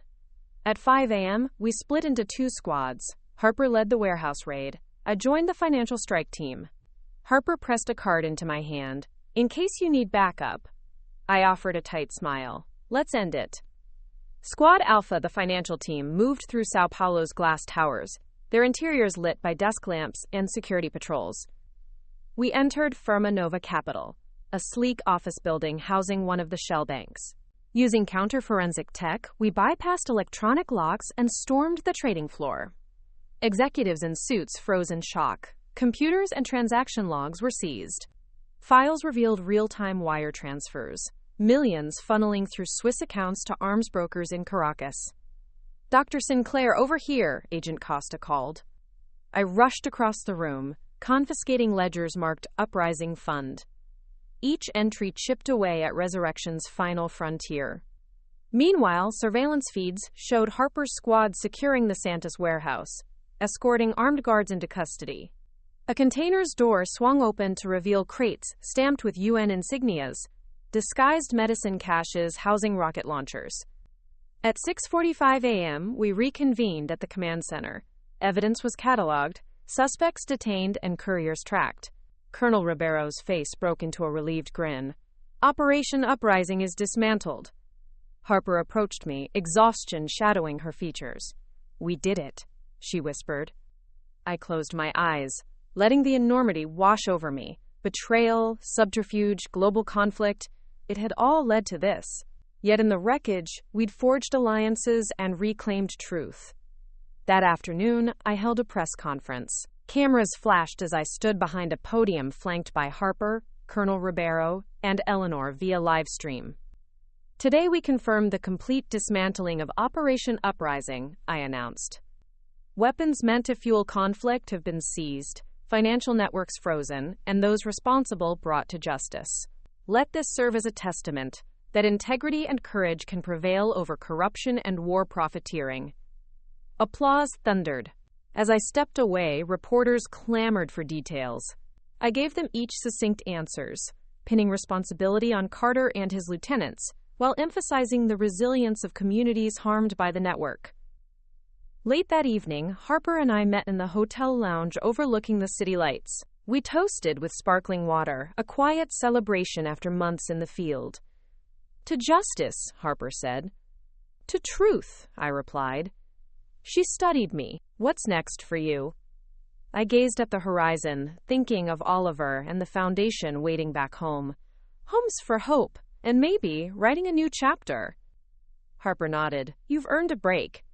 I smiled. One more thing. I pulled a small notebook from my bag, a blank journal with crimson binding. I'm going to document this story. Not just for me, but for every woman who stood up against shadows. She grinned. I'll be your first reader. We clinked glasses, the ivy skyline shimmering behind us. The war was won, but the story, our story, had only just begun its final arc. And as I looked at Harper, I knew I would never fight alone again. The flight back to London was quieter than I expected, as if the world knew justice had tilted the scales and needed time to settle. I gazed out the window at the patchwork fields below, the green rectangles of farmland blurred by altitude. Morning sunlight filtered through the clouds, a soft halo of hope after months of darkness. I arrived at Heathrow under cloudy skies, suitcase and briefcase in hand. Detective Harper was waiting at the gate, her expression relieved. Welcome home, she said, offering a hug. The warmth of her embrace reminded me that through the storm, I had found an ally. Eleanor picked me up at arrivals, her car loaded with boxes, legal files, press clippings, and personal notes. She smiled broadly. You look exhausted, she said, opening the trunk, and triumphant. I managed to laugh. Both. Back at the Sinclair residence, I unlocked the front door, bracing for my son's greeting. Oliver burst into the foyer, his backpack bouncing. Mommy, he shrieked, diving into my arms. His laughter was the sweetest music, proof that innocence could endure. I held him tight, breathing in the promise of ordinary days. Michael appeared, hovering in the hallway. He stepped forward, hands open. Jane, he began softly, I'm so sorry for everything. I studied his face, the regret, the love, the humility it took to stand there. This man had shattered our world, then helped rebuild it. I exhaled. We have to rebuild trust, I said, and that begins with honesty. He nodded, tears in his eyes. Anything, I'll do anything. I guided him to the living room where a fireplace crackled. First, we dismantle the shell company, liquidate assets, return funds to the foundation. He sank onto the sofa, already in motion. We sat in shared silence, the weight of the last year pressing down, then lifting. That evening, I met with the Board of Homes for Hope in the library. The room smelled of leather-bound tomes and fresh coffee. I addressed the diverse attendees, philanthropists, community leaders, and survivors of Phoenix's schemes. Today, we transition from crisis to renewal. I propose a new mandate, expanding our reach globally, ensuring no vulnerable woman or community ever falls prey to deception again. They leaned forward, nodding, already buying in. Later, alone in my study, I opened my blank journal and paused. I traced the crimson binding with my fingertip. Each page represented a new chapter, stories of resilience, justice, and hope. I wrote the first line. It began with betrayal and ended with redemption, but the real power lies in the choice to rise. I paused, reflecting on the journey, Chloe's taunts, the vault, Detective Harper's unwavering support. The war had tested me, but it had also revealed my purpose. Before I could write more, my phone chimed with notifications. Oliver's soccer highlights, messages of support from global leaders, and a calendar reminder, board meeting tomorrow at 10 a.m. I awoke to the soft chime of my phone's alarm and the gentle glow of morning sunlight filtering through the curtains. Today was the day I'd step back into public life as both an advocate and storyteller, sharing not only the trials I'd endured, but the strength I'd uncovered. Oliver was curled at my feet, half asleep with a sketchbook in his small hands. He looked up, eyes bright. "Mommy, your book?" I smiled and scooped him onto my lap. "Not quite yet, my love. First, I have a board presentation." He frowned. "Board?" I tickled his side. "The team that helps me run Homes for Hope. They're like grown-up friends who care about moms and kids." He giggled and hopped down, scampering into the kitchen for breakfast. I dressed swiftly in a tailored navy suit, professional, approachable, ready to lead. Michael appeared at the door, coffee in hand. "Good luck," he said, handing me a mug. "They're eager to see your vision." I touched his arm. "Thank you for everything." Before leaving, I recorded a brief gratitude video for my social channels. Good morning, everyone. Today marks a new chapter for Homes for Hope, and I want to invite you to join me on this journey. Together, we're building more than houses. We're building futures. Stay tuned for my first public address of the year. I posted it, already feeling the rush of notifications as supporters chimed in. Then I headed to the Foundation's headquarters, a renovated Victorian townhouse with warm, inviting spaces. In the main hall, board members greeted me with applause. I launched into my presentation. New global partnerships, a digital platform connecting mentors and mentees, and a resilience fund for families facing crisis. I wove in anecdotes, stories of the entrepreneurs we'd helped in Jakarta, Nairobi, and Sao Paulo, and tied them back to the universal need for stability. When I concluded, the room erupted in supportive ovations. Investors pledged more resources, and local officials offered community spaces. For a moment, I let myself bask in hope. That afternoon, as I reviewed incoming messages, a familiar name appeared, Chloe Whitman. My pulse stuttered. I hesitated, then opened the DM. Her message read, "Congratulations on your success. I never thought you'd come back stronger. Meet me at the cafe where we first spoke. 5 p.m. Let's talk." I stared at the text. Chloe, the woman whose mockery ignited our conflict, now wanted to sit down? Part of me bristled. Another part, curious. Could there be a reckoning, a final resolution? I typed, "Fine, 5 p.m., one chance," and sent. The cafe was a quaint spot overlooking the Thames, a place I'd frequented during my early research days. I arrived early, heart-fluttering, the scent of freshly baked pastries mingled with coffee steam. I settled at a corner table and waited. At exactly 5 p.m., Chloe entered, hair platinum but her posture subdued. She slid into the seat across from me. "Jane," she said softly, "thank you for coming." I regarded her, wary. "What do you want?" She exhaled. "To apologize." Surprise flickered in my chest. "Why now?" She paused, eyes downcast. "I've spent months following your journey. I saw the destruction I caused and how you built from the wreckage." I crossed my arms. "That doesn't erase what you did." She nodded. "I know, but I've also learned about resilience, about the cost of power when misused. I want to help." I blinked. "Help? After funding deceit and blackmail?" Tears shimmered in her eyes. "I've redirected my accounts, under supervision, to fund the construction of 50 homes through your foundation. I have evidence on Carter's remaining associates, contacts I can share." My breath caught. Evidence. This could accelerate the final arrests. I looked at her, searching for deceit. She continued, "I was a pawn, but I want to be an agent of change. Not for redemption, but because I believe in your mission." I took a slow breath. "I don't forgive easily, but I'm listening." She slid a sealed envelope across the table. Everything you need is here. Names, transactions, communications, and enough capital to rebuild lives. I opened it. Documents, flash drives, and a check made out to Homes for Hope. The sum was staggering. I closed the envelope, hands trembling. This is unexpected. She exhaled. I know I don't deserve it, but I want to make amends. I studied her, once my tormentor, now a repentant ally. We'll review this, but any deception, and we walk away. She nodded fiercely. Agreed. As the sun dipped below the river, I realized that redemption, like betrayal, was part of my story. With Chloe's cooperation, the last shadows of Phoenix and Resurrection could finally be dispelled. And as I left the cafe, clutching the envelope, I felt the momentum shift toward healing, toward empowerment, toward a future reborn in light. Tomorrow, I'd begin integrating Chloe's resources into Homes for Hope. And the final chapter of this saga would unfold not in courtrooms or vaults, but in the hands of every woman and child whose life we touched. The morning light filtered through the floor-to-ceiling windows of the Foundation's new reconstruction site, a tract of land on the outskirts of London, designated for the 50 homes funded by Chloe's restitution. I stood at the edge of the cleared earth, surveying the skeletal frames of future dwellings.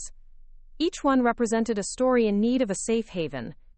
Oliver tugged at my hand, his soccer ball tucked under one arm. Can I help, Mommy? I knelt to meet his eager gaze. You can help by cheering on the builders. He pumped his fist. Let's do it! I guided him to the first frame, where 2 carpenters hammered beams into place. They paused and waved back, gratitude evident in their smiles. I closed my eyes, feeling a surge of purpose. Behind me, Chloe approached, hooded jacket shielding her from the afternoon chill. Her footsteps were tentative, like someone testing solid ground after years adrift. Jane, she called softly. I turned, offering a nod. She exhaled. I spent last night organizing the initial fund disbursements. Legal teams will finalize the transfers this week. I placed a hand on her arm. Thank you. She hesitated, eyes flicking to the construction site. I want to do more, volunteer, help the families move in, anything. I studied her. No mockery lingered, only earnest resolve. I'll introduce you to the program director. We can find a role for you. Her face lit with relief. I'd like that. Quote. Later, I convened a town hall meeting in a temporary community hall next to the site. Dozens of families. Single mothers, refugees, low-income households gathered in folding chairs. They wore hopeful expressions, eyes bright at the prospect of homes that would be theirs. I stepped to the lectern. Welcome, everyone. Today marks the start of a new chapter in your lives, and ours as a community. These homes are built on more than lumber and nails. They're built on trust, compassion, and shared resilience. Applause rippled through the hall. Chloe stood among the families, blending in as one of them, acceptance radiating from her. I introduced the directors, Eleanor Brooks, who would oversee the legal administration, Chloe Whitman, volunteering as a community liaison, and Michael Sinclair, who represented impact investors committed to ongoing support. One mother stood, tears in her eyes. Thank you. All of us thought we were invisible. Now we have a place to call home. I felt my own tears prick. You were never invisible. Your stories matter. That afternoon, I met with the program director, Anika Patel, to outline schedules, furniture deliveries, mentorship workshops, financial counseling sessions. Chloe shadowed us, taking notes, her demeanor humble. Anika paused and looked at Chloe. I heard about your contributions. Welcome aboard. Chloe bowed her head. Thank you. I hope to earn your trust. As the week progressed, I balanced foundation duties with personal moments. Reading bedtime stories to Oliver, walking with Michael along the river, practicing soccer with our son in the garden. Normalcy felt precious, each mundane task a victory over chaos.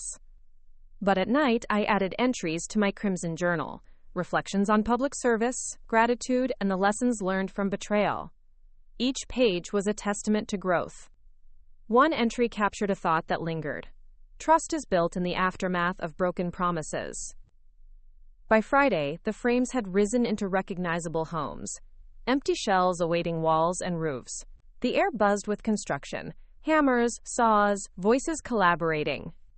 I arrived midday to find Chloe and Anika welcoming a group of volunteers, corporate sponsors arriving to paint and furnish the interiors. Chloe greeted each volunteer, her confidence growing with every handshake. Our eyes met. I nodded, impressed by her transformation. That evening, I hosted a small celebration at the site. Hot cider, pastries from a local bakery, and speeches. As twilight settled, strings of lights glowed around the half-built homes. Oliver grabbed the mic first. "Thank you, everyone," he announced, with serious pride. The crowd laughed and cheered. I stepped up. "This is only the beginning. Soon, families will move in.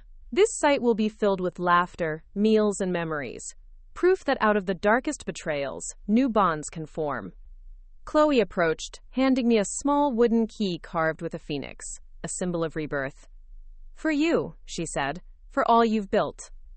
I accepted it, feeling the weight of shared history. "Thank you, Chloe, for fighting at my side." She smiled, eyes shining. "Always." Later that night, as I tucked Oliver into bed, he held the phoenix key. "What's this?" he asked. I stroked his hair. "A symbol of rising from ash. Just like you do every time you get back up when you fall." He yawned. "Mommy, you're my hero." My heart swelled. "And you're mine, my brave boy." As I turned off the light, I looked at the key left on his bedside table. Its phoenix wings captured the moonlight, a promise that no matter the scars, hope would endure. The next day, construction would resume, but tonight, in the quiet of our home, I reflected on a truth etched in my soul. Rebuilding trust is only possible when you dare to offer it again. And as the last glow of fireflies drifted outside, I knew the story's final act awaited, one of healing, community, and the enduring power of redemption. The summer sun rose over the nearly completed community, bathing the rows of pastel-painted homes in a gentle glow. I stood at the entrance gate, watching families unload boxes from cars, food, books, toys. The air hummed with excitement and gratitude. Oliver bounded over, a toy plane in hand. "Mommy, look!" I smiled and lifted him onto my shoulders. "That's wonderful, sweet pea." Behind us, Chloe stood talking with a single mother named Letitia, whose tears of joy turned to laughter as she cradled her newborn daughter. The transformation of Chloe, from a viper of mockery to an advocate of compassion, filled me with quiet pride. I turned to Michael, who clasped my hand. He nodded toward the community center, where a dedication ceremony was about to begin. Inside, guests gathered. Local officials, journalists, community leaders, survivors of Phoenix's scam, and families who had moved in. A plaque gleamed. "Homes for Hope, the Phoenix Project, built in partnership with survivors, advocates, and those who chose transformation over betrayal." I stepped to the podium, my heart brimming. Oliver sat beside me, his small hand in mine. "Welcome, everyone, to the dedication of our homes. This project began with betrayal, but it flourished through trust, resilience, and collective action. Today, these homes stand as a testament that from the ashes of deceit, we can forge communities of hope." I gestured to Chloe. "This would not have been possible without those who chose to rebuild, not destroy. Please join me in recognizing Chloe Whitman." Applause echoed as Chloe stepped forward, her cheeks flushed with emotion. She embraced me, her gratitude and remorse evident. Letitia approached with her newborn. "Thank you, Dr. Sinclair," she said, voice trembling. "You've given my daughter a future." Tears threatened, but I held them back. "Your strength is the real gift." After the ceremony, I walked the neighborhood with Oliver. The sun warmed our backs as we strolled past freshly planted gardens and children's bikes leaning against walls. Laughter spilled from open doors. I paused at a mural painted on the community center, a phoenix rising, wings outstretched, with faces of diverse families within its feathers. Chloe joined me, placing a hand on my shoulder. "It's beautiful," she said softly. I nodded, a reminder that every face matters. She looked at me, determination in her eyes. "I want to ensure these homes have support long term. I'll stay involved." I smiled. You've already proven your promise. That evening, I settled at my desk to pen the final entry in my journal. The crimson binding felt worn, each page a chapter of betrayal, conflict, and triumph. I dipped my pen in ink and wrote, "Taunt Legacy of Light." In the end, power and deception were but mirrors reflecting the choices we make. Trust, once shattered, can be reforged stronger than before.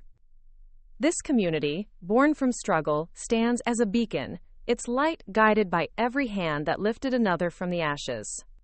And so, our story continues, not in shadows, but in the warmth of shared homes, shared dreams, and the enduring human spirit. I closed the journal, the final words shining like a beacon. Later, as I tucked Oliver into bed, he held his toy plane and his small phoenix key on a chain around his neck. "Mommy, will we always have our home?" he asked, eyes heavy. I kissed his forehead. "Yes, my love, this home and many more will always be here for you, and for others who need a place to grow." He smiled and drifted to sleep. I stood by his door, gazing at the tranquil room. The journey from betrayal to redemption, from Phoenix to hope, had led me here, to this legacy of light. As the moon climbed the sky, I whispered, "Tomorrow, we write a new story, one of love, curiosity, and endless possibility." And with that promise, I turned out the lights, confident that the brightest chapters were yet to be written.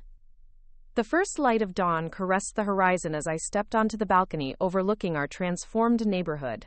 The pastel hues of sunrise mirrored the colors of the homes below, each one a testament to journey and renewal. A gentle breeze carried the laughter of children playing in the central courtyard. Oliver, bright-eyed and restless, bounded onto the balcony, clutching his toy plane. "Mommy, look at the sunrise." I wrapped an arm around him, pulling him close. "Isn't it beautiful, sweetheart? A new day." He nodded, yawns stretching his small body. "We can dream of anything today." I smiled, heart swelling with pride and hope. Behind us, Michael joined with mugs of tea, the steam curling into the morning air. He handed one to me. "To new beginnings," he toasted softly. I clinked my mug against his. "And to endless possibilities." Below, the community hummed to life. Neighbors greeting each other, gardeners tending to flower beds, mentors arriving for morning workshops. The Phoenix to Phoenix initiative had evolved into the Rising Together program, fostering connections that extended far beyond physical walls. I traced the outline of a nearby mural with my eyes. The phoenix's wings outstretched across the community center's facade. Within its feathers were images of hands raising a roof, books opening, and hearts uniting. The life we'd built here was more than a project. It was a promise. Trust had been fractured, then reforged in the fires of adversity. Betrayal had given way to redemption, and the ashes of Phoenix had fed the roots of something far stronger. I sipped my tea, savoring the moment. But even as dawn broke, I knew the world beyond waited with new challenges, fresh stories to be written. I pulled my crimson journal from the pocket of my robe and tucked it into Michael's hands. "Here is our story, but I think it's time to share it with the world." Quote. He opened the journal's final entry, eyes scanning the words I'd written last night. He looked up, a radiant smile on his face. "The world needs this, Jane."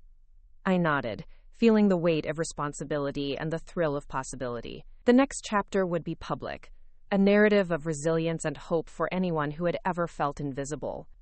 In that moment, surrounded by the fruits of our labor, family, community, trust reborn, I realized that the true power lay not in the grandeur of conflict, but in the quiet dawn of possibility. As I turned back to embrace Michael and Oliver, I knew this saga had reached its final chapter, but our journey was only beginning. 2 more great stories are next. Don't miss them. Subscribe and turn on notifications.